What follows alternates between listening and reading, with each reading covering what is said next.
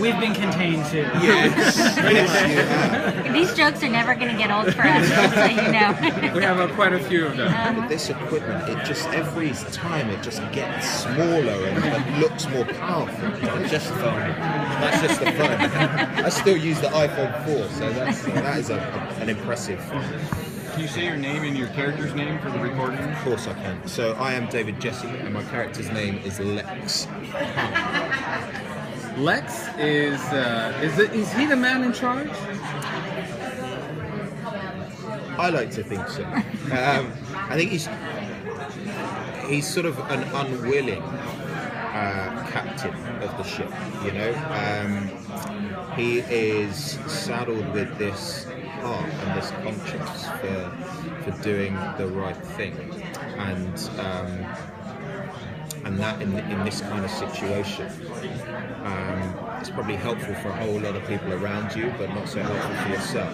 So it'll be interesting to see how that either makes him implode or grow with that sort of pressure of trying to do the right thing for everyone. He's the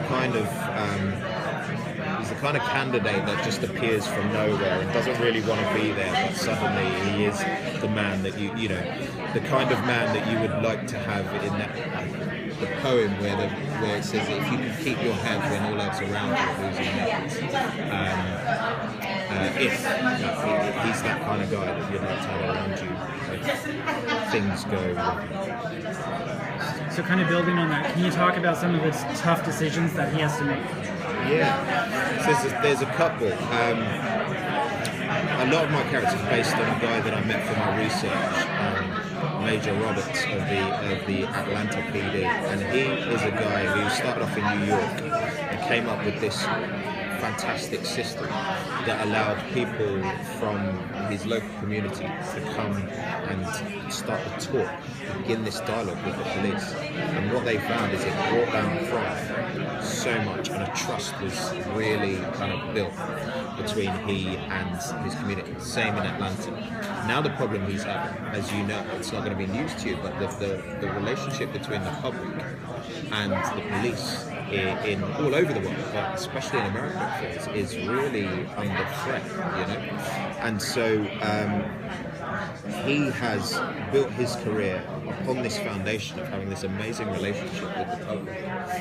And I said to him, what would happen if all of a sudden the government or someone from the CDC came to you and said, will you say this to the people that love and trust you? Because they do trust you, so if you say this, they'll trust us and allow us to do it. Without giving him much more information, and it's really tough. So, of course, he sort of knocks that back, but then his problem is his loved ones are inside the cordon and he's outside. So it becomes this kind of catch-22. Do I submit and give in to that and then go and try to help them that way because I can get more information, or do I try and do it on my own? So that's some of the challenges that he has.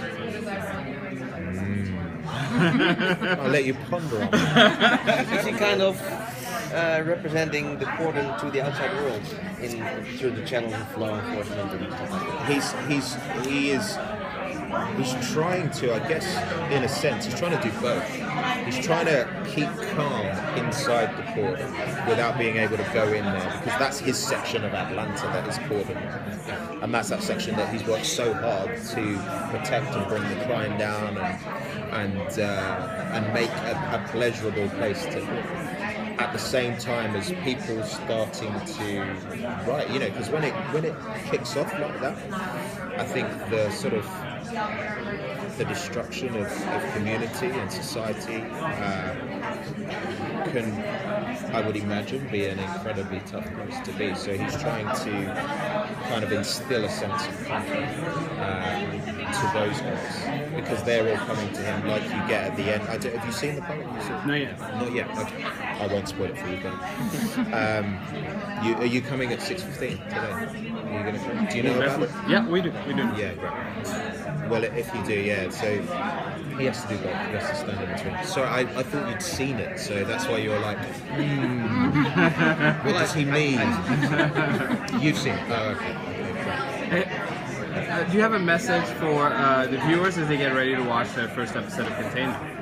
I would say that have some antibacterial. If you guys are Yeah, not you- sponsored by Purell, Yeah, I do not know what you yeah, are doing yeah, wrong. yeah, I am yeah. serious. You are the third person to say that. Because what happens is, I remember reading my script, and then we were on another press tour, and the driver starts coughing, like uncontrollably coughing. And so one of the ladies that I was with kind of thought, how do I help him? Let me offer him a mint. So she offers him a mint. I'm in this car with 2 other cast members from another show, and then she starts offering these mints back, and everyone's taking one. And I'm starting to sweat. I know. I mean, he's touched that. Now you've all touched it. So then I'm trying to do a weird elbow thing. And so you just have to be careful that it doesn't get in your head, because it will try to do that. So that would be my advice. It is fiction. It could happen, but it is fiction. You'll be all right. You can shake hands still. Cool. Thank you so much. Thank you. Thank you.